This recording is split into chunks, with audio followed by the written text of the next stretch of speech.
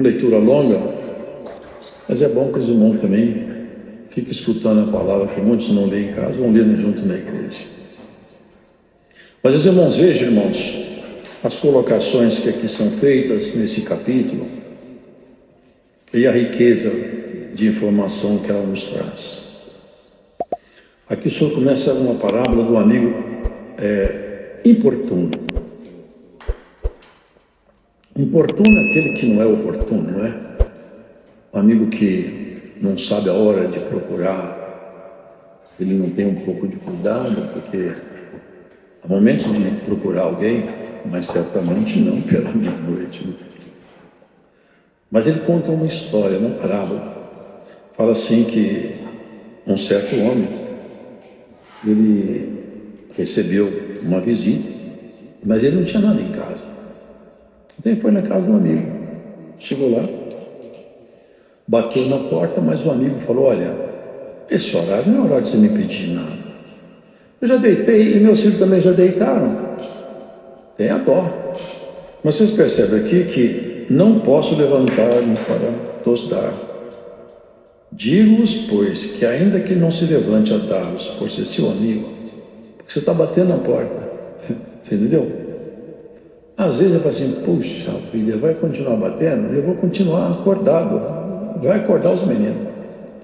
É melhor atender ele, que eu fico livre dele. Pronto, ele vai embora. Aí ele fala assim nessa parábola: ainda que ele não te deu o que você pediu, porque ele é seu amigo, mas ele vai te dar porque você é chato. Aí você é enjoado, você não vai embora. Vocês percebem que o senhor aqui ele faz uma analogia que tem fundamento, uma própria história dele. Vocês lembram do centurião? Vocês lembram dele? Vocês lembram daquela mulher com fluxo de sangue? Aquela mulher que era Sirofenícia? Eles, porque irmãos, aqui tem uma linguagem: amigo de Deus, não são amigos de casa. Quem tem pão? Você viu o que ele pediu? Não é por acaso que está escrito aqui. Olha o que está escrito aqui. Eu também nunca prestei atenção nisso. Foi agora que me chamou a atenção. Empresta-me 3 pães. Vocês percebem que tem uma figura de linguagem aqui? Eu quero 3 pães. Aqui é a figura de quem procura o Senhor.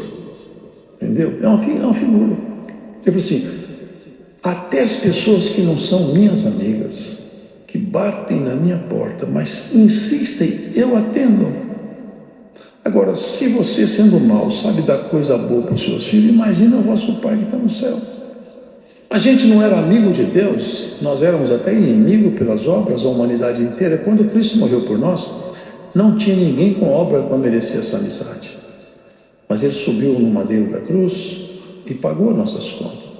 Agora, na condição de amigos, quando você bate na porta, ele fala: se você pedir um pão, Ele vai te dar um pão. Se pedir um ovo, Ele vai te dar um ovo. Essas são as figuras da linguagem. Ele não vai te dar uma serpente. Essa é a nossa relação com Deus. É isso que ele está ensinando aqui. Qualquer que pede, recebe. Mas não é a coisa imediata. Não é eu bato lá. Aqui, esse homem deve ter batido bastante, porque o outro incomodou, levantou. É igual aquela viúva que foi falar com o juiz iníquo. O juiz não era justo e nem estava preocupado em fazer justiça. Mas como a mulher era muito chata e ela não parava de bater, era uma viúva. O que eu vou fazer com essa viúva? Se fosse pelo menos um homem, eu podia mandar prender, mas essa mulher não tem nada. Eu vou ficar mal perante a sociedade. Eu tenho que atender a mulher. Atendeu a mulher porque ela insistiu. Assim o Senhor nos ensina, irmãos, a bater na porta dele. Bater na porta do Senhor. E agora não é na condição. Ele não vai falar: você não é amigo, mas eu vou te atender porque você está importuno. Não, na condição de amigo, bata tantas vezes quantas forem necessárias. E ele vai te atender. Esse é o ensino que está aqui. Se a gente, sendo mal, sabe dar coisas boas para os nossos filhos, nosso Pai sabe dar coisas boas para nós. Tem hora que nós não sabemos pedir. Vocês podem ver a criança, se soltar a criança, ela faz uma porção de coisas que elas são verdadeiras loucura à luz da razão, mas elas não têm compreensão. A criança corre numa rua movimentada na frente de carro, Pus ela na janela do apartamento, ela para olhar lá embaixo, ela cai lá embaixo, ela não tem senso de perigo, não tem noção de perigo. Assim, na nossa relação com Deus, nós vamos adquirindo experiência com Deus. Tem coisa que Deus não dá uma atenção no momento, porque nós ainda estamos sem maturidade. Na medida que nós vamos caminhando na nossa relação com Deus, vai estreitando o relacionamento, nós sabemos como pedir, sabe o momento oportuno de dar. É assim que acontece. Vocês vão vir aqui hoje? Aqui não tem teatro, aqui é um lugar santo. Coisas que não podem acontecer à luz da própria ciência, mas à luz da fé acontece. Quantas coisas nós vimos aqui hoje que a medicina não consegue entender, e não vai entender nunca, porque não são coisas da medicina, são coisas do céu. É Deus atuando na matéria, é isso aí, eu já vi isso acontecer. É Deus atuando aqui, porque Ele foi que criou tudo. Aqui não tinha nada. Você sabe o que é nada? Essas coisas a gente tem que meditar um pouco. Um dia desse eu ouvi. Foi um dia desse me deu a palavra. A sabedoria fala assim: eu estava com Ele, com Deus, quando Ele compassava a face do abismo. Você já para pensar nisso? Eu olho a face de alguém, eu olho também a face da irmã, dos irmãos, a face. Para ver a face do abismo, eu tenho que olhar de um lugar que o abismo esteja abaixo de mim, não é isso? Deus do céu, Ele olhou o nada, era a face do abismo, não tinha nada. Vocês já pensaram que é nada? Não tinha tempo, não tinha espaço, não tinha matéria. O cronômetro do tempo não foi acionado ainda. Como o tempo no céu, eu não sei, mas na terra não tinha, porque não tinha terra, não tinha nada aqui, era o vazio absoluto, não existia nada. Foi Deus, Ele compassou. Sabe o que é compassar? Ele pega um compasso e começa a fazer o desenho. Foi Ele que criou tudo, é uma figura de linguagem. Ele compassou, Ele começou a fazer os compassos da criação. Assim Ele está fazendo conosco. Nós também, irmãos, somos, de alguma maneira, frutos do trabalho da mão de Deus. Vocês lembram o que o Senhor falou para Jeremias? Vai lá na casa do oleiro. Jeremias foi, mas o Senhor não combinou nada do que ia fazer lá. Fica aí. Ele ficou olhando o oleiro, pegar um conjunto de argila, mexer. Ele tinha feito até um vaso. De repente o vaso caiu da mão do oleiro. Aquele dia quem fez o vaso cair não foi o oleiro, foi o Senhor. Quebrou o vaso. O oleiro pegou o vaso e começou a fazer outro vaso com a mesma argila. O Senhor falou com ele: você está vendo isso aí, Jeremias? Eu não posso fazer a mesma coisa com a casa de Israel. Então o que aconteceu com a humanidade foi isso, irmão. O vaso quebrou, mas agora tem um oleiro mexendo no vaso. E a face do abismo, irmãos, aqui na terra, o que tem aí são trevas cada dia mais profundas. Mas se nós tivermos essa confiança, nós vamos pedir e o Senhor vai nos dar. Mas aqui no final desse primeiro passagem, quanto mais dará o Pai Celestial, o Espírito Santo, àqueles que lhe o pedirem. Você já pararam para prestar atenção nisso? Eu nunca parei. Quer dizer que o Espírito Santo, eu já tenho o Espírito Santo, a irmã já tem, sim, já tem. Mas olha o que está falando aqui: se você pedir, o Espírito de Deus vai aumentar em você a porção, de tal maneira que você vai cada vez mais ter mais de Deus dentro de você. É isso que ele está dizendo. Você pode pedir muitas coisas, mas pensa isso aí. Pede para o Senhor aumentar a porção do Espírito dele em você. Você vai ser uma pessoa muito mais feliz. Porque as pessoas falam de felicidade, são tantas formas variadas de ser feliz, mas tudo passageiro. Agora, felicidade é essa, irmãos. É nós termos, como diz o salmista, a felicidade de termos o Senhor como pastor. É o Senhor e nós temos esse estreitamento. É a coisa mais maravilhosa que existe, irmão. No culto passado, a irmã contou aqui, e eu fui para casa pensando, eu acho tão bom ouvir isso. A virtude de Deus entrou no quarto dela, aumentou a porção. Você sabe que você pode aumentar a porção do Espírito Santo em você, pedindo a quem é? Ah, o Deus vivo. Ele aumenta a porção, e à medida que isso é luz, e à medida que ele vai aumentando a porção em você, a sua felicidade aumenta. Ainda que suas provas possam aumentar, você fica feliz. Sabe por quê? Porque a vida está em você. Nós pedimos tanta coisa. Quantos aqui dentro? Se nós tivéssemos, não vamos fazer isso, né?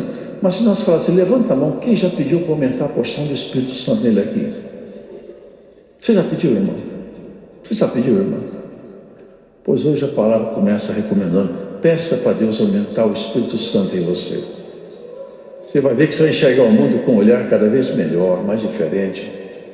Porque, irmãos, nos olhos do homem natural, o mundo é natural. Nos olhos de um ateu, o mundo é formado pelo acaso, ainda que seja uma loucura a própria razão, alguns creem isso. Mas nos olhos do amigo de Deus, aqui é o compasso de Deus que passou por aqui. Eu percebo a obra dele, como está em Romanos. Quando eu olho para as estrelas, eu confesso, alguém inteligente demais e poderoso criou essa estrutura que funciona por si mesma. Funciona. Tudo funciona. É o olhar de quem conhece a Deus. Se você olhar esse mundo com um olhar natural, você vai ficar louca. Você vai ficar desesperado. Mas se você olhar com o olhar de Cristo, tudo tem jeito. Tudo chega no lugar. Aqui nós vemos o que os fariseus faziam. Olhavam a criação e o próprio Criador, porque aqui estava o Criador. O Verbo estava com Deus, o Verbo se fez carne e o Verbo habitou entre nós. Deus desceu entre os homens, dentro do corpo de um homem chamado Jesus. Deus estava ali. Deus podia ser tocado pelos homens. Eles não criam. Olha o que eles falavam. Porque eles expulsavam os demônios. Porque você sabe o que governa aqui? Alguns não gostam de ouvir isso, mas é bom que ouçam. As pessoas aqui, irmãos, muitas das coisas más que acontecem, muitas, se nós tirássemos um retrato, o que está operando, você vai ver quem que está atuando naquela pessoa, naquele momento mal. É uma força invisível que o homem não conhece. Não é um bicho com chifre, não. É um espírito que penetra dentro da mente das pessoas. E depois, se não tomar cuidado, desce no coração e governa a casa como se fosse um trono. Faz coisas abomináveis e horríveis. Por quê? Porque foi dominado. Desde que Adão pecou, essas forças que foram expulsas do céu, elas estão aqui.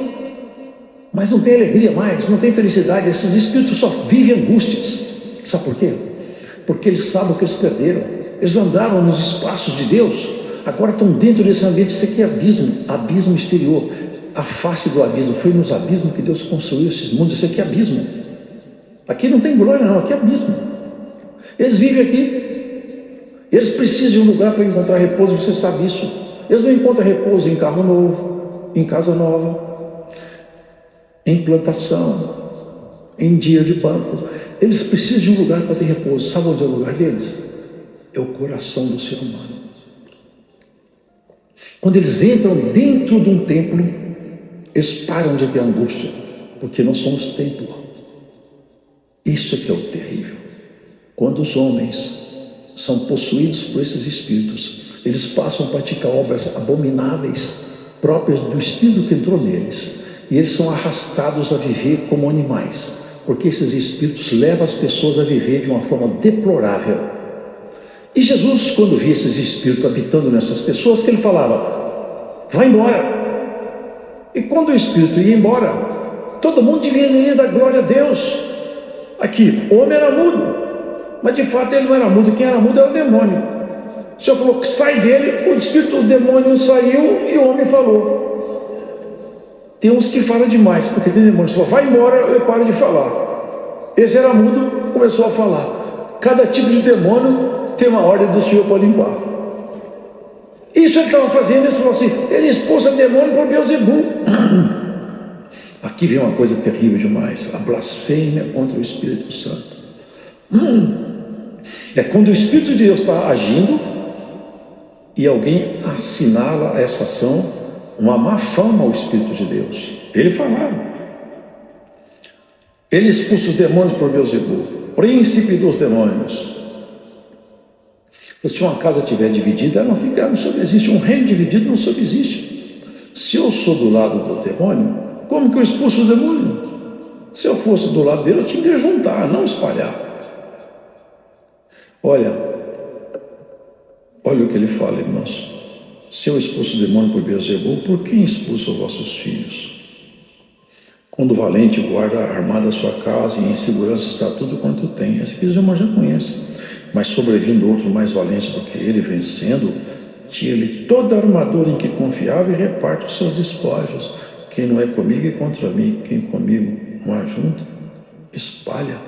Quando um valente guarda armada a sua casa e em segurança está tudo quanto tem, mas sobrevindo outro mais valente do que ele, vencendo, tira-lhe toda a sua armadura em que confiava e reparte seus despojos. Ele estava dizendo de si mesmo: essas casas aqui estão tomadas.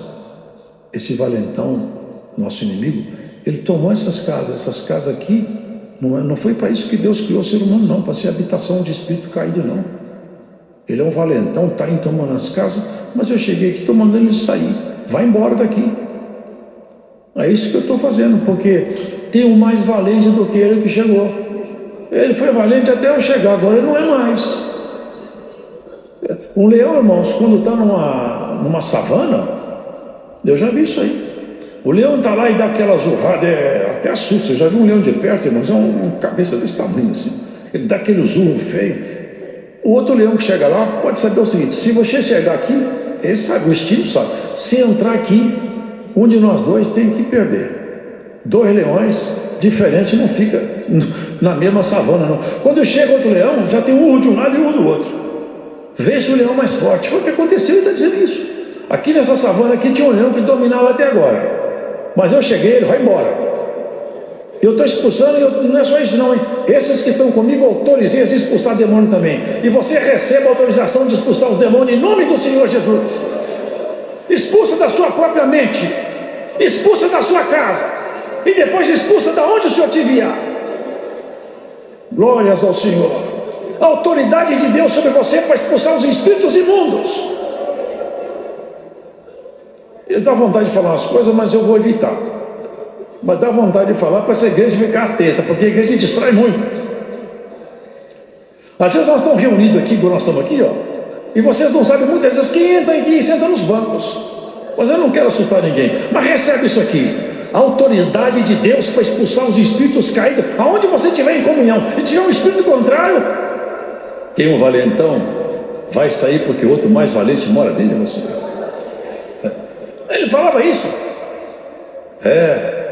Quando o espírito sai, e cuidado, hein? Porque quando o espírito sai, ele não tem lugar para ir, é só sofrimento. Ele vai para cá e sofrimento, para lá é sofrimento. E a saudade de viver no lugar que ele viveu. O que ele tem de tristeza de ter perdido, você tem de alegria de ter recebido. Se ele perdeu a morada no céu, você recebeu essa morada no sangue de Jesus. Para lá ele não volta, mas para lá você vai. E mais alto ainda, porque depois dessa batalha nós vamos conhecer o céu dos céus, a glória da glória. Essa é a proposta do Senhor: nos levar aos lugares que ninguém nunca jamais foi. Nunca ninguém subiu no céu dos céus. Ao terceiro céu sim, mas no céu dos céus nunca ninguém jamais foi. O Senhor falou: ninguém subiu ao céu. Ele está falando da excelência, do ápice, do primado maior. Ninguém subiu lá, senão aquele que de lá desceu. E ele falou: eu vou para lá, mas eu espero vocês lá. Vou levar vocês tudo para lá. Vocês percebem que a guerra gravou? Ele está percebendo, irmão, ele está morrendo de medo. Ele anda pelos abismos gritando de medo, porque o tempo está chegando, e o nosso tempo também. Aonde ele saiu, ele passa pela terra para cá e para lá, sofrendo, angustiado, lembrando que ele perdeu, e sofrendo. Ele sai procurando uma casa aqui, outra casa ali. A casa vazia, né? Se numa casa vazia não acha, eu vou voltar na casa que eu saí. Chega lá e encontra a mulher, o homem de Deus. Aqui fala, da luz dos olhos, com os olhos contaminados, com a boca suja, com a vida suja. Fala assim: é por aqui que eu fico, eu já estava aqui antes. Mas encontra uma mulher, um homem santificado. Quando ele chega lá, dentro dele não tem um urro de um leão. tem a voz poderosa do Senhor de todos os senhores. Aqui eu não vou mexer com nada. Vou procurar outra casa que essa aqui, o morador é mais valente do que eu. Irmão, por essa palavra, hoje o Senhor vai mandar embora um espírito que te acompanhou até o dia de hoje. Sai hoje em nome de Jesus. Há um espírito que te acompanhou aqui. Entrou você aqui acompanhado de um espírito ruim. Hoje ele sai daqui pelo poder dessa palavra. Nunca mais ele vai te achar. Glórias ao Senhor. Que blasfêmia, né? É inveja. É inveja. Eles não podiam fazer isso, não gostavam de ver Jesus fazendo. É assim tem até hoje. As pessoas têm inveja, irmão. Até na vida espiritual tem isso. A pessoa tem um dom maravilhoso, eu tenho inveja do dom dele. Isso é estupidez, é falta de luz, é escuridão. Se alguém tem um dom muito bom, você fala, Senhor, aumenta o dom nele e me dá o igual. No céu não divide, não multiplica. Tem pessoas que querem tirar dele para passar para si. Irmão, você viu uma qualidade de alguém? Senhor, mantenha a virtude nela, a virtude nele, e me dá igual, que eu gostei disso aí. Eu gostei. Você pede uma coisa igual, Deus te dá. Não falou aqui, bata e abrir-se-vos-á. Peça e receberei. Você quer receber uma coisa do Senhor? Hoje a proposta é essa: bata e abrir-se-vos-á. Peça e recebereis. Vocês acham que Deus parou de derramar dom? Vou contar para vocês aqui, não dá para falar muito. Mas o Senhor está me trazendo aqui. Eu já contei aqui o que o Senhor fez aqui nos Estados Unidos. Um homem que nem batizado é. Mas o Senhor está chamando, já chamou a esposa. Ele estava num culto onde a glória de Deus começou a manifestar. Os meninos começaram a pular muito lá, porque a virtude veio forte. E o irmão, meu Deus, esse homem vai escandalizar. Siga. Você está preocupado em escandalizar, não está? Eu falei, estou. Por causa desse menino, fica tranquilo que você não está vendo o que eu estou vendo. Eu estou vendo descer uma luz. Essa luz, quando bate na cabeça dele, sai pulando, porque eles não conseguem segurar a virtude de Deus. Mas eles não estão maduros ainda. Vai chegar um tempo que essa virtude vai chegar neles, não vão pular mais. Fica tranquilo. Ainda estão muito novos na fé. Meu irmão, os olhos espirituais. Sabe que nós temos que olhar, mudar nosso olhar? Pegar o olhar do Senhor de vez em quando emprestado. Então que nós queremos jogar todo mundo fora. O Senhor quer todo mundo para dentro. Ele conserta todo mundo, dá jeito em todo mundo. Só não vai ficar com ele aquele que não quiser. Mas todo mundo que quiser o Senhor, ele vai dar um jeito. E tudo que você pedir, no tempo oportuno, do jeito dele, ele vai te dar. É isso que ele promete para nós. Olha quantas técnicas o inimigo tem. Se vocês observarem que ele estava fazendo tudo isso aqui, ele deu uma lição naqueles homens lá. Quem não é comigo é contra mim. Sabe o que ele está falando? Vocês estão lutando contra mim, depois nós acertamos as contas. Por enquanto fica, mas daqui a pouco nós vamos acertar as contas. É isso que ele estava falando. Quando o espírito sai do homem, sai procurando outro lugar. Agora ele fala aqui na frente. E quando acontece isso, o último estado desse homem é pior do que o primeiro. Aconteceu que ele dizendo essas coisas, não sei se vocês perceberam isso, no meio da multidão levantou uma mulher. Mas não é um elogio aqui. É a técnica do nosso adversário. Atacou de frente para ver se desequilibrava ele. Não desequilibrou, claro que não. Ele expulsa os demônios por Beelzebul. É forte, né? Ele podia ficar. E tentaram tirar o equilíbrio dele, mas não tiraram. Aí uma mulher levanta lá. Quem que vocês acham que tomou a boca dessa mulher? Bem-aventurados os peitos que te amamentaram. Estava trazendo honra para a mãe dele. Vocês perceberam isso? Desviar a atenção. A mãe dele, ele poderia falar, realmente minha mãe é bem-aventurada, tu é entre as mulheres. Mas esse elogio é para fazer recair sobre a mãe dele um mérito que não cabe a ela. Olha o que falou: mantes bem-aventurados os que ouvem e guardam a palavra de Deus. Vocês percebem as técnicas que tem no nosso adversário? Você sabe que muitas vezes já usou essas técnicas contra você? Vendo até onde que você consegue manter o equilíbrio. Tem hora que ele experimenta a gente para a gente sair do equilíbrio emocional. Instiga até você falar o que você não pode, reagir como não convém. Aí entra numa batalha que você troca de arma, você pega as armas erradas.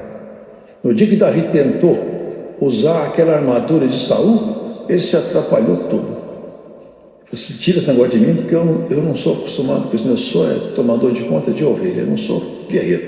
Tira isso de mim. Quando ele tirou a armadura de Saul, Cristo colocou a armadura do céu nele. E assim Deus vai fazer com você. Toda vez que você tirar sua armadura, Cristo vai te armar. Toda vez que o inimigo se levantar, ele vai cair. Toda vez que ele parar no seu caminho, a voz do Todo-Poderoso vai ser como o urro de um poderoso leão. Ele vai sair do seu caminho, porque ele é valente, mas contra o Senhor não tem valentia, não. Essa é a exposição da palavra, irmão. Vocês não dá para pregar mais, vocês não acreditam em mim, vocês querem sinal. Falou do sinal do profeta Jonas, da candeia do corpo. Contou, ele falou com os escribas, quando ele foi chamado para comer na casa de um certo homem, ele não lavou a mão. Os escribas e fariseus começaram a julgar ele. Ei, mas este homem aí nem lava a mão para sentar na mesa. Mas ele não estava lavando a mão, não. Ele estava lavando o coração das pessoas. E lavava a alma. Ele fala assim: todos vós já estáis limpos pela palavra que eu vos tenho falado. É desviar o foco. Enquanto eles olhavam um detalhe do Talmud, que nem é a palavra de Deus, não estava observando o que o senhor fazia. Aí um doutor da lei, porque nós temos muitos doutores, irmãos, muitos doutores, eles se sentem acima do juízo de Deus. Um deles falou: quando o senhor fala essas coisas aí, porque olha o que ele falou aqui, hipócrita, vocês sabem o que vocês parecem para mim? Vocês parecem para mim esses sepulcros, que as pessoas fazem um trabalho bonito, parece um mármore, tudo trabalhado. E quem olha por fora fala: que coisa bonita, olha aí, até os nomes, até a letra é bonita, olha, mas lá dentro só tem podridão. Vocês são assim. Vocês parecem bonitos, mas o coração seu, eu conheço, só tem podridão aí. Vocês são hipócritas, mentirosos, isso que vocês são. Esse povo simples que me recebe, vocês não recebem, vocês são sepulcros pintados de branco. Vocês são mortos, e esse povo está vivendo pela minha palavra. O doutor da lei, o especialista em Deus, aqui sempre tem esse. Respondendo um dos doutores da lei, disse-lhe: mestre, quando dizes isto, também nos afronta a nós. Ou seja, pode parar por aí, porque agora você está mexendo com os doutores. É difícil, né, irmãos? Sabe o que ele falou? Enquanto os pequenininhos tocavam na veste dele, abaixavam-se para receber sua bênção. Quando ele andava de jumentinho, colocaram ramos de palmeira, hosâna que veio no Senhor. Esse aqui foi dar uma lição para o Senhor. Ai de vós também, doutores da lei, que carregais os homens com cargas difíceis de transportar, e vós mesmos nem ainda com um dos vossos dedos tocai nessas cargas. Ai de vós que edificaram os sepulcros dos profetas, e vossos pais os mataram. Por isso também diz a sabedoria de Deus: profetas e apóstolos lhes mandarei, e eles matarão uns e perseguirão outros, para que dessa geração seja requerido o sangue de todos os profetas, que desde a fundação do mundo foi derramado. Ai de vós, doutores da lei, que tiraste a chave da ciência. Ai, coisa triste. A chave abre as portas, permite o entrar. E a chave que permitia o homem entrar no reino era a compreensão do texto bíblico que anunciava Jesus como Messias. Eles tinham visto que a palavra apontava para Jesus. Mas sabe o que fizeram? Tiraram a chave. Porque Jesus era muito simples, tirava o prestígio deles. Não falaram. O que eles iam falar? Esse é o Messias, como João falou. Eis aqui o Cordeiro de Deus. Eles tiraram a chave. Falaram que eles expulsavam para Beelzebul. Vocês tiraram a chave da ciência. Vocês não vão entrar, não. Mas vocês estão atrapalhando quem quer entrar. Ai de vós! Mas bem-aventurados são os irmãos, porque a chave da ciência foi colocada e você entrou dentro do reino. A palavra de Deus te deu acesso ao reino. Quantos irmãos estão aí? Aqui são doutores ali, não falou sobre os pessoas simples. Quem tirou a chave da ciência foram os doutores ali, estão tirando até hoje. Hoje existe um Jesus que não faz milagre, que não derrama dom, que não... Vocês viram aqui hoje? Quem será que combinou com os irmãos para contar tudo isso aqui? Você está vendo aqui hoje? Você veio cá visitar essa igreja hoje? Vai para sua casa meditando nisso. O Deus nunca mudou, viu? Foram os doutores da lei que mudaram. O Senhor Deus nunca mudou. Você escolhe se você quer aprender mais com os doutores da lei ou com o Senhor de todos os espíritos, Jesus, o Filho de Deus. Ele pode te ensinar. Os doutores da lei podem te ensinar muita coisa, mas não o caminho do céu. Deus seja louvado. Servo de Deus, rei, ele havia aplicado o coração dele em esquadriar, informar com sabedoria tudo o que acontecia debaixo do sol. Dedicou-se a conhecer, estudar, experimentar, provar de tudo que o homem pode provar. Ele provou com fartura, com abundância. Estudou, teve sábios com ele e ele era o mais sábio de todos. Media, falava, olhava, observava e escrevia. Ele começou a falar então depois o resultado de suas observações, suas reflexões. Ele percebia que muitas coisas que divertiam os homens também não faziam muito sentido mais. Quando ele olhava mais para frente, como ele falava aqui no ponto, e percebia que o curto espaço de tempo que nós chamamos vida, ele nos faz acreditar que nós ficamos por aqui, mas nós estamos apenas de passagem. Até ele falou, eu falei do riso, da alegria, né? Essa é doida. E da alegria, para que me serve isso aí? Ele questionou o riso, a alegria. E ele percebeu que Deus estendeu no espaço à medida do tempo. Porque nós estamos presos no espaço, mas estamos presos no tempo. Hoje você está aqui nesse banco aí. Amanhã, daqui a 2 horas, você não estará mais. Porque a cada momento nós estamos no espaço, dentro do tempo. O tempo é o eixo que Deus marcou. Desde que nós nascemos, o cronômetro começou a correr.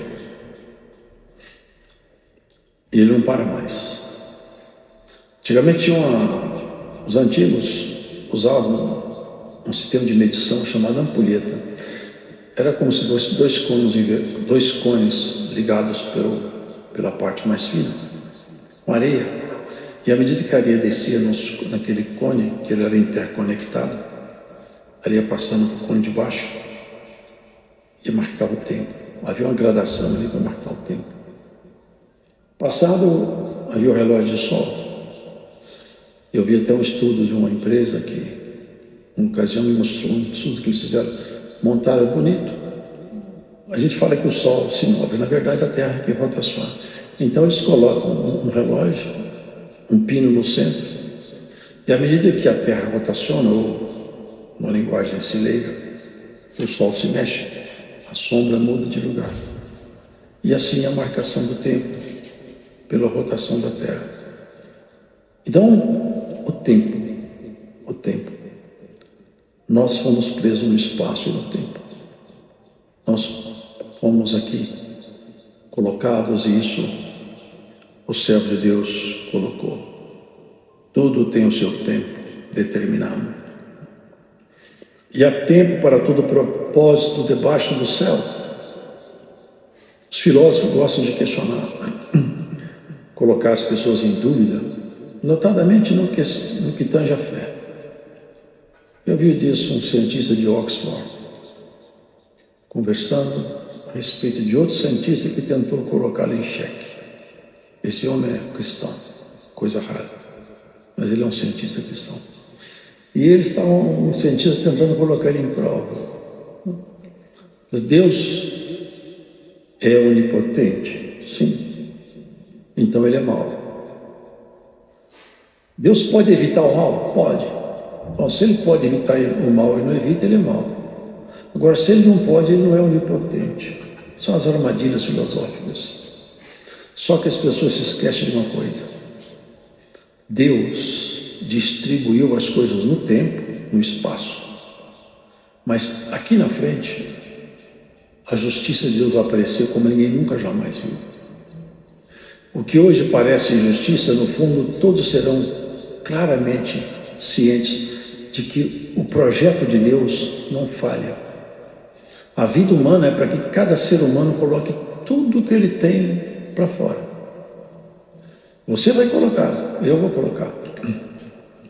Tudo que você acumula de bom e de mal vai transpirar nas suas ações, nas suas palavras, nos seus pensamentos, e você vai ficar bom, ficar ruim. Você vai andar um pouco para frente, depois um pouco para trás. Você vai subir um pouco, depois vai descer. São as suas escolhas que vão determinar como que vai terminar tudo isso. Mas eu sei de uma coisa, isso já está marcado para terminar. Quando nós nascemos, Deus estabelece um padrão. E como nós somos livres, nós podemos mudar esse padrão.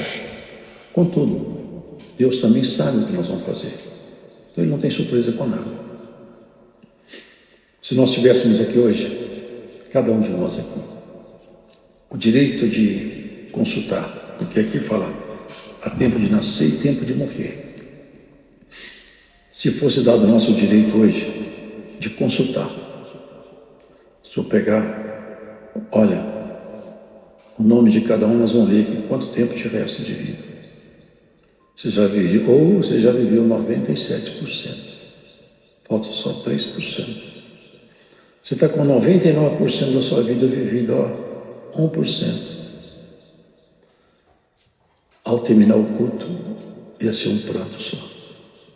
Misericórdia. Mas o tempo já está marcado.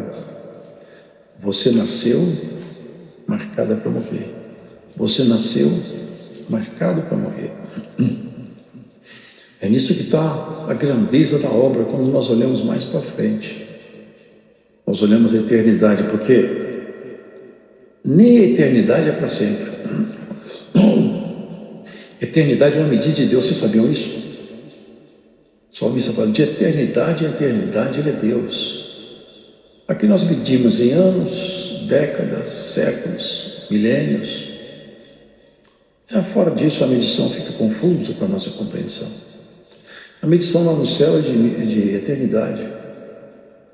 Não dá para nós compararmos medida de tempo aqui com medida de tempo nas esferas celestiais, porque as referências são completamente distintas uma da outra. Há tempo de nascer, esse tempo já aconteceu. Há tempo de morrer, esse não aconteceu ainda. E nós temos que nos preparar para o tempo de morrer. Nós só preparamos para a vida e não preparamos para a morte. Nós temos que nos preparar para a nossa partida. Temos que nos preparar. Eu tinha um tio que ele era um cientista, sistemático, mas um homem de coração muito bom. Um dia ele me mostrou, vem cá para você ver. Tinha já o túmulo marcado com o nome dele, o dia que ele nasceu, e colocou lá 1900 e deixou a data para quando ele morresse eles colocar para ele. Ele até durou mais, ele viveu depois de 2000, tiveram que mudar a escrita lá. Mas ele percebeu, nós temos que entender isso. Sabe por quê? Porque quando a gente começa a perceber isso, a gente começa a ter uma vida mais equilibrada em valores mais sérios. É o que o homem de Deus falava. Há tempo de nascer e tempo de morrer, tempo de plantar e tempo de arrancar o que se plantou. Quando o agricultor ele planta, abre uma lavoura, ele faz o plantio, mas ele está esperando a colheita. Ele não vive do plantio, ele vive da colheita. O que faz a renda dele é a colheita, não é o plantio. Deus plantou você aqui, mas a renda dele não está no plantio, está na colheita. Deus plantou você. Jesus falou assim, eu sou como o trigo. O trigo cai, se ele ficar aqui, ele fica sozinho. Mas se ele cair na terra, ele morre, mas ele frutifica, aparecem muitos trigos nas espigas. Você é isso. É o plantio de Deus. Deus investiu em você, agora Ele quer fazer colheita. Sabe como vai ser colheita?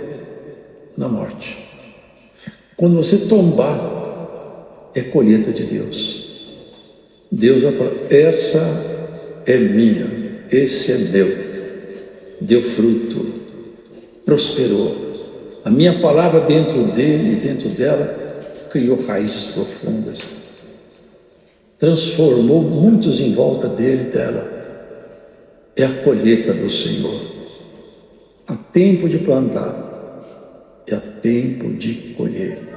E o tempo da colheita de Deus varia para cada um. Tem pessoas que com 20 anos estão velhinhos, porque eles vão morrer com 20. Tem pessoas que com 90 que ainda não estão tão velhinhos, vão chegar nos 100, 110. É o segredo que ninguém sabe. Mas uma coisa nós sabemos: Deus colocou em nós a palavra da vida e quer colher em nós o resultado desse plantio. Ele investiu pesado, porque Jesus na cruz, ele foi pagar a sua conta e a minha. Ele foi ali fazer isso aí, separar um povo para ele, povo especial, zeloso e de boas obras. É isso que ele espera de nós. Tem tempo de matar. Difícil ouvir isso, né? Tem tempo de matar. De tempo em tempo, a morte sai correndo na terra. Sabia? A morte sai. Ela sai de casa em casa, de cidade em cidade, com determinação. A morte sai, roda toda a terra. Hoje a morte já passou em muitos lugares. Hoje a morte já ceifou muitas almas. Muitos começaram esse dia e não vão terminar. Amanhã, hoje à noite, ela faz a sua ronda outra vez, de cidade em cidade, de estado em estado, de país em país, buscando quem ela pode levar. E assim como a morte faz sua ronda, a vida também faz sua ronda, de culto em culto, de oração em oração, para ver quem ele pode santificar mais, quem ele pode melhorar mais, para quem ele pode transformar mais. Hoje a palavra de Deus te propõe uma transformação. Essa é a proposta de Jesus Cristo na igreja. De dia a dia nós temos uma melhora, um trabalho, um resultado da sua palavra, um bom plantio. Nós somos enxertados numa videira boa, temos que ter fruto nos nossos ramos. Tempo de chorar e tempo de rir, tempo de prantear e tempo de saltear. Deus distribuiu no tempo o choro. Já pensou se nós tivéssemos que chorar tudo o choro de uma vez só? A gente morria, irmãos. Eu tenho um choro que está engasgado comigo desde 2013. São 12 anos de um choro engasgado. Mas eu só choro escondido, mas é um choro engasgado. Deus tomou meu filho diante dos meus olhos num acidente. Eu vi ele morrer. Era um menino maravilhoso, um advogado que morava aqui. Tempo de morrer, tempo de colher. Ele só tinha 27 anos naquela época. Ele estava velhinho, não sabia. Queridos, nós temos que entender isso. Você só está passando por aqui. Você é um belo forasteiro, uma bela forasteira. Você está aqui numa marcha e você lembra-se disso. Se você terminar cada dia como se fosse o último dia, você vai ser uma mulher, um homem feliz. Termina cada dia como se fosse o último. Porque tem uma coisa que me conforta, me consola. É entender o que está atrás da porta da morte. O corpo, nós sabemos, ele vai dormir o sono da morte. Esse aí vai dormir. Mas também não vai ser o corpo que nós vamos recuperar depois. Tem tempo de plantar e tem tempo de colher. Deus planta você do jeito que você é, mas colhe você de outro jeito. Você põe uma semente na terra, quando chega o tempo dela brotar, brota uma árvore totalmente diferente da semente. Não guarda nenhuma relação anatômica com a semente. A semente geralmente é compridinha, redonda, mas a árvore, às vezes, é uma árvore enorme. A árvore não é igual à semente.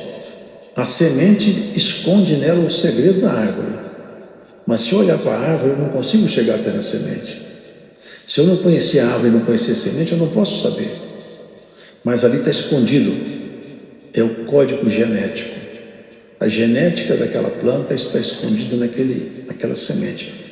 Quando esse sistema genético entra em ação pela água, pelo ambiente que fica, ele eclode e começa a surgir uma nova criação, diferente. Isso que tem tempo de plantar e tempo de colher. Planta uma mulher, um homem velhinho, doente, cansado às vezes, e colhe um ser em glória. Esse é o Evangelho. A colheita vai ser de glória. Todos com veste branca e com palma na mão. João viu uma multidão incontável, com veste branca, com palma na mão. E lá está escrito: Deus limpará dos seus olhos todas as lágrimas, e não haverá mais calma nem sol, nenhuma tristeza. Essa é a proposta do Senhor. Ele quer colher o que Ele plantou. Cada semente da árvore própria. Pode plantar 100 espécies de árvore, uma próxima da outra.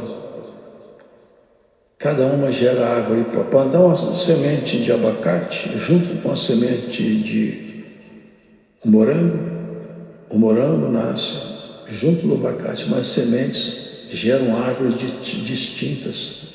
E é assim que o Senhor está fazendo com cada um de nós. O plantio dele está aqui, vai ser consolidado no final. E a colheita vai ser boa demais. Bem-aventurado é aquele que sabe em quem tem crido e não afasta seus pés do caminho da paz.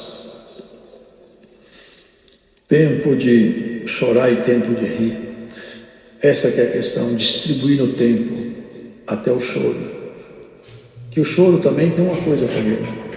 O choro vai nos moldando, Na medida que nós passamos processos, nós somos moldados, melhorados. Diz assim que a palavra que quando o nosso coração passa as amarguras, ele aformoseia nosso rosto espiritual, nos dá mais equilíbrio nos sentimentos. E a palavra fala que até no riso tem dor. Porque não existe ninguém completamente feliz. Não existe. Não existe ninguém completamente realizado. Não existe. É impossível um ser humano ficar absolutamente realizado em tudo. Lá no seu interior, ele tem seus queixumes, tem seus problemas. E o que sucede é que a plenitude nossa vai ser com o Senhor. É quando desabrochar a nossa vida na glória eterna, nós vamos conhecer a plenitude da felicidade. Tempo de espalhar pedra e ajuntar pedras, tempo de abraçar e tempo de afastar-se de abraçar. Você está em tempo que você pode abraçar? Abrace. Abrace. Que virá tempo que você não vai poder mais abraçar. Enquanto está perto, abrace. Está perto de alguém? Abrace, beije, fale palavras suaves. Se chegar um tempo que você não poder abraçar mais, ou se ele não puder te abraçar porque você foi embora, o tempo que ficou foi bem aproveitado. Mostre sempre isso. Eu já contei aqui um episódio que me marcou profundamente na vida de uma sobrinha, de uma senhora, muito amiga, uma senhora antiga, muito amigo meu. Ela foi para o mundo, uma moça criada na igreja. Você sabe como que é, as pessoas aí começam a ficar muito estudada, muito esperta. Sabe tudo, conhece tudo, a mãe não sabe nada. A mãe é uma bobinha. Mas tem muitas mães bobinhas aqui que não tem nem estudo. Mas Deus conhece cada passo dela. De noite elas conversam com Deus e Deus responde a oração delas. Tem irmão velhinho aqui que não tem nome, não tem sobrenome, mas tem nome com Deus. E a mãe dessa moça ficava na janela, com a mãozinha lá na janela, esperando chegar. Ela chegava: mamãe, você está fazendo aí? Minha filha, eu não consigo dormir se você não chega. Mamãe, que coisa, isso é ridícula. Mas ele falou assim, irmão, era uma cena triste. Ela desprezando a mãe todas as vezes, e a mãe não conseguia dormir, ficava lá. Era aquela cena repetitiva. Mamãe, você é uma quadrada, você está presa nessa bitolada numa igreja, para com isso. Era uma guerra. Mas o coração de mãe tem sentimento, irmãos. É a mãe que não queria ver a filha, não criou a filha para ficar jogada no mundo. Ela passou a noite fora, nas festas, nas baladas. Passou o dia fora, a noite fora. Quando ela chegou no outro dia, por medo, para tarde, sei lá, não me lembro. Ela encontrou na sala a mãe dela dentro de um caixão. A família em volta. Esse amigo meu disse, não, mas eu vi uma cena tão triste. Eu vi essa moça gritar, mas é um grito que deu angústia em mim. Ela gritava de toda, mamãe, acorda! Levanta! Eu preciso te pedir perdão. Mamãe, eu tenho que pedir perdão. Mamãe, levanta! Escuta, pelo menos eu te pedir perdão. Se tiver que tirar da sala, gritava, puxava, queria tirar a mãe do caixão. Era tempo de abraçar, ela não abraçou. Era tempo de beijar, ela não beijou. Hoje é tempo de abraçar a mulher, é tempo de abraçar. Hoje o Senhor vai fazer uma mudança aqui no coração de muitos. Tem muitas vezes que o Senhor vem com essa mesma instrução. Olha, irmã, abrace, beije, fale palavras boas. Enquanto é dia, você pode andar bem, antes que venha a noite que você não vai enxergar muito bem.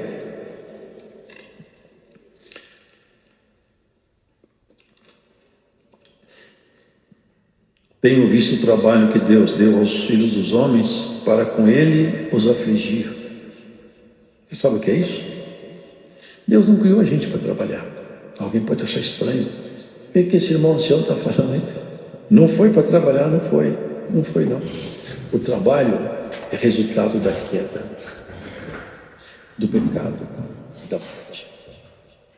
No princípio não era assim. No princípio Deus colocou o homem no Éden para se deliciar com toda a sua criação. E ele mesmo, pessoalmente, todo dia, conversava com Adão, conversava com Eva.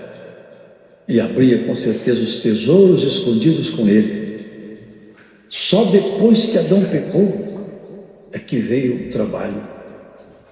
Assim, com o suor do teu rosto, comerás do teu pão. Foi sentença de pecado. Lá no céu, aqui nós temos que trabalhar, e trabalhar enobrece, o trabalho é nobre.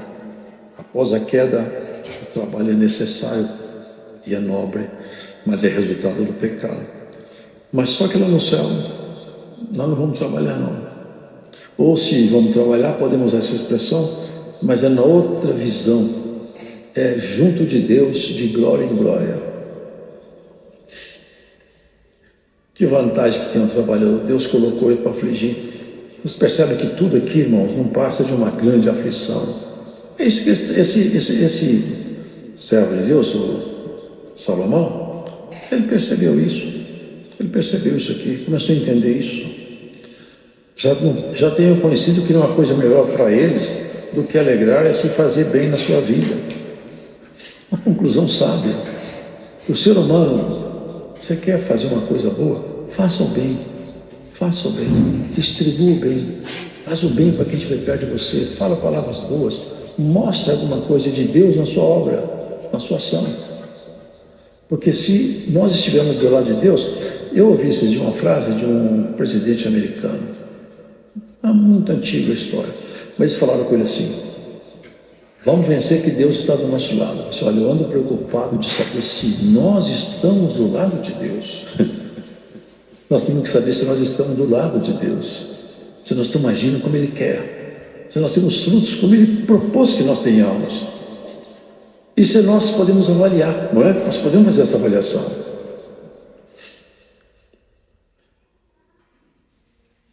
Eu vi um trecho aqui que eu vou tentar achar, irmãos. O que é já foi, e o que há de ser também já foi. Como que pode ser isso? O que é já foi, o que há de ser também já foi. É na perspectiva de Deus. Na perspectiva de Deus, e Salomão percebeu isso, na perspectiva de Deus, tudo ele conhece, não tem surpresa para ele. Vive mais debaixo do sol, no lugar de juízo e impiedade, e no lugar da justiça e impiedade ainda. Isso parece tão novo e é tão antigo. Esse é o retrato do mundo. A justiça do homem é um trapo. Aqui eu não estou falando de ninguém em particular, mas a justiça nossa é um trapo do mundo, do ser humano. Eles se vendem, os mais influentes. As leis, elas prendem os pequenos, os grandes não. Estão livres das malhas da lei. Tem influência nas esferas mais altas, ficam de fora, praticam o crime do colarinho branco, mesmo os crimes vulgares, não vão para a cadeia. E se for, sai logo em seguida. Tem dinheiro, tem prestígio. Não tem justiça aqui não, irmãos. A justiça vai brilhar clara e serena quando o rei se assentar no trono. Ali vai ser ranger de dente. Ali vai ver, ali o ser humano vai perguntar: se Deus podia evitar, por que não evitou?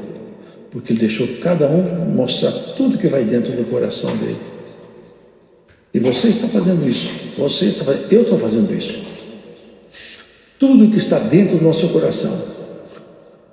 Quando o Senhor me chamou, eu vim do mundo.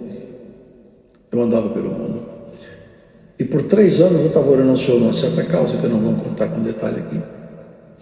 3 anos o Senhor ficou em silêncio. Não me falava nada. Eu falei, eu vou continuar orando. Eu só tomo essa atitude quando Deus falar comigo. Eu creio que Deus fala com o ser humano, que eu tenho escutado Ele falar. Um dia, uma sexta-feira, numa oração, na interpretação da língua, o Senhor falou assim, na boca de um irmão, que se tornou muito meu amigo. O Senhor levou. O Senhor, ele era padre, o Senhor converteu ele em nosso meio. Faz 3 anos que você busca da minha boca uma resposta. E eu me calei. Eu queria que você colocasse para fora tudo que você tem no seu coração. Em breve eu vou te responder. Naquela noite eu tive um sonho.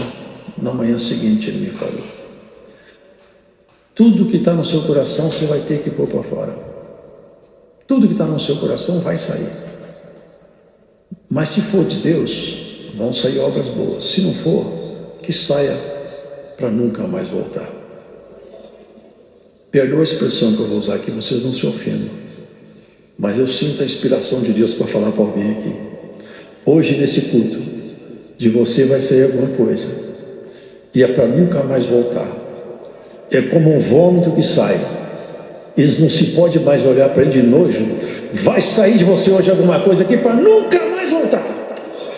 Nesse culto hoje só marca alguém aqui.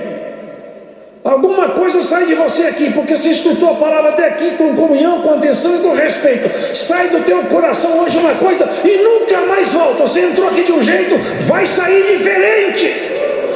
Eu sinto o Espírito de Deus me revelar. Glórias ao Senhor.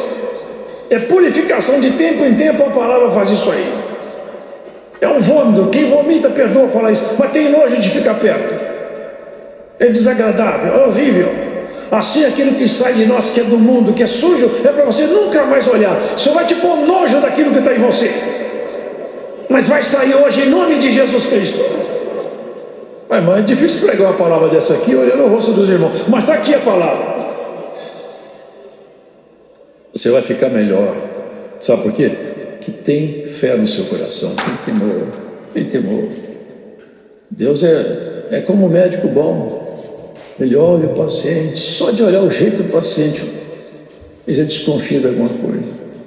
Só que o senhor não desconfia, ele tem certeza. O médico fala assim, mas você está com essa cor, hein? Você está tremendo, isso aí eu estou achando que... Ele já faz o pré-diagnóstico. Deus de longe, antes de você chegar, ele já viu todo o seu pensamento. Por isso hoje tem alguém aqui que sai daqui hoje liberto de um mal que você engoliu e hoje vai vomitar aqui em nome do Senhor Jesus. Esse lugar aqui é para os santos, não para os perfeitos. Fala, a igreja é lugar de perfeito? Não. Tem coisa errada na igreja? Tem. Lamentavelmente tem. Os irmãos fazem coisa feia? Fazem. Não devia fazer mais coisas, nós erramos. Mas é aquele lugar que você é aperfeiçoado. Aqui você entra torto e sai certo. Você entra pecador e sai santo. Você entra filho do mundo e sai filho de Deus daqui. Esse é o lugar dessas transformações. É aqui que você muda. Sabe por quê? porque você não está trabalhado por uma teologia especializada em trabalhar filosofias humanas. Aqui o Espírito de Deus trabalha em você, delicadamente, e vai mexendo em você, provocando mudanças.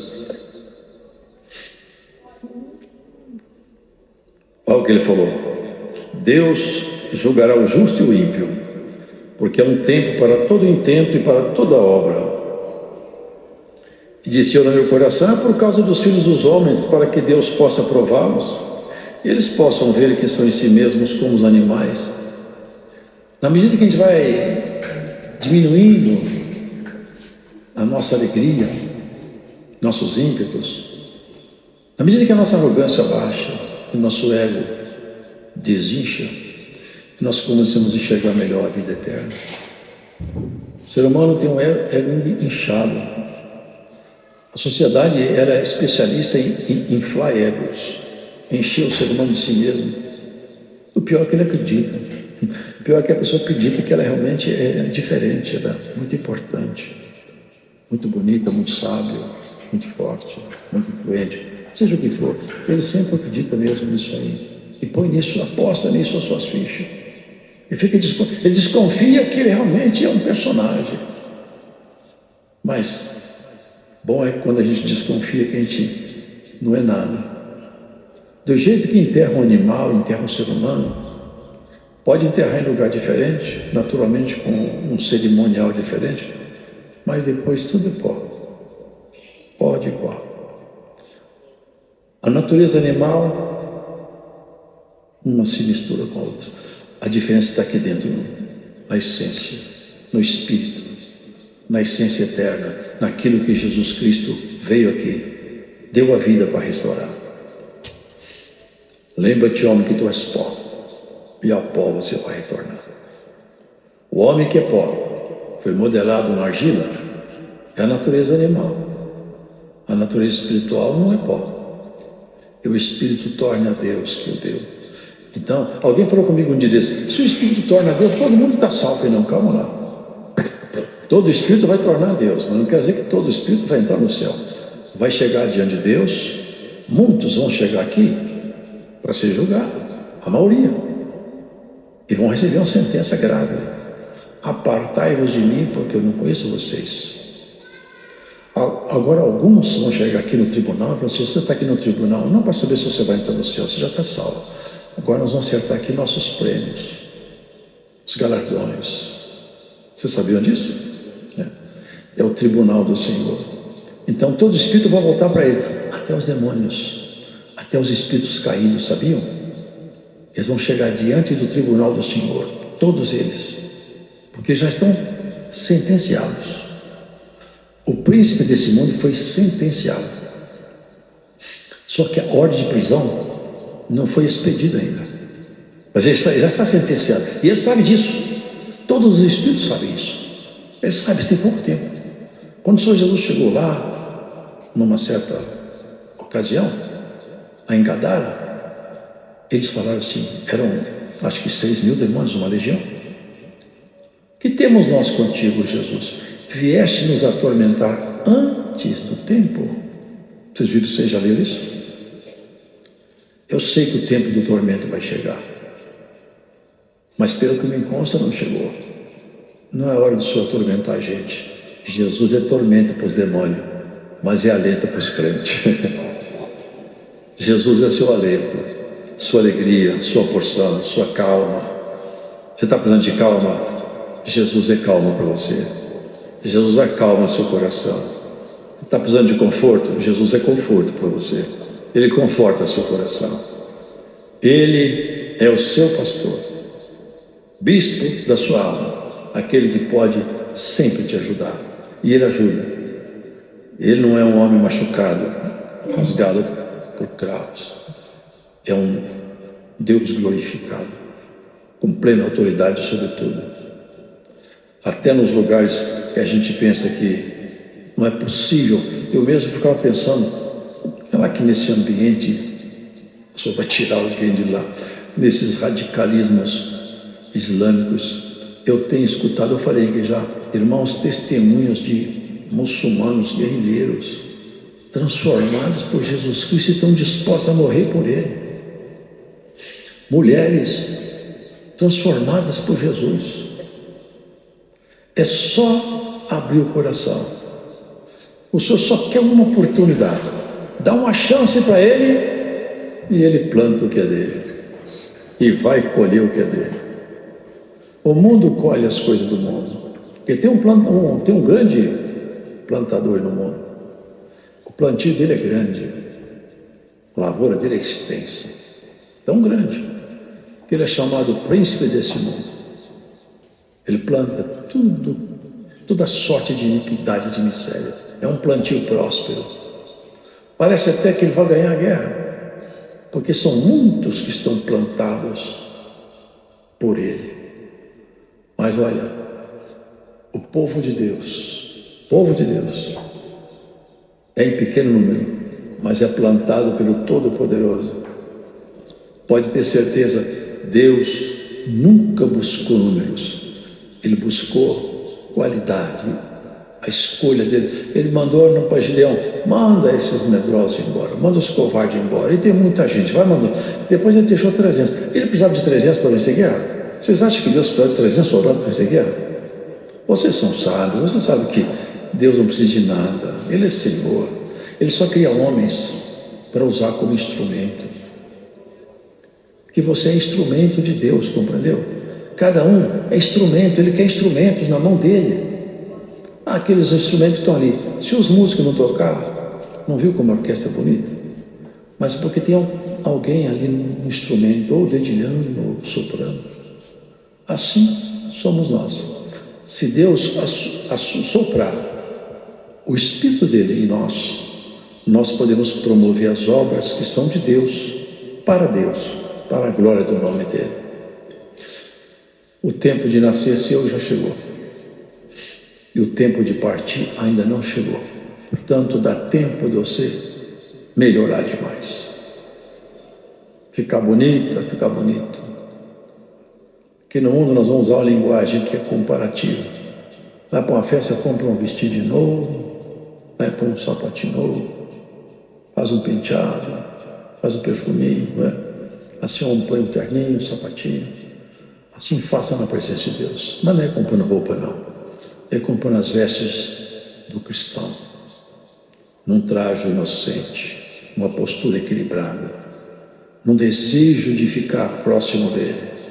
A ver que o perfume de Cristo, quem estiver perto de você vai sentir. Quando você abre a boca, alguém vai falar: poxa, que palavra consoladora, que palavra de consolo, que conselhos bons. Eu conheci um mocinho que está fazendo doutorado hoje em economia. É um mocinho que eu gosto muito dele. Ele, quando era pequenininho, ele aconselhava o pai dele. Eu achava tão bonitinho. Como que pode um mocinho tão novinho assim aconselhar o pai? Que coisa maravilhosa. Esse menino amadureceu antes da hora. Ele aconselha o pai, mas tinha nele a semente do Eterno. Está firme na fé até hoje. Assim é o bom cheiro. É o bom cheiro de Deus. O bom cheiro de Deus, ele faz isso aí. Quem fica perto de você sente o cheiro de Cristo quando você fala, quando você negocia, quando você responde. É tempo de nós meditar no tempo de nós partir. De vez em quando o Senhor faz uma pergunta. O Senhor não vai ter resposta para ninguém, mas uma pergunta para cada um aqui sair com ela no seu coração. No seu bilhete de vida, tem quantos anos aí? Quanto tempo você tem pela frente? Você acha que dá para esperar muito? Talvez não dê. Faça tudo o que você pode agora. Investe agora na eternidade. Deus seja louvado.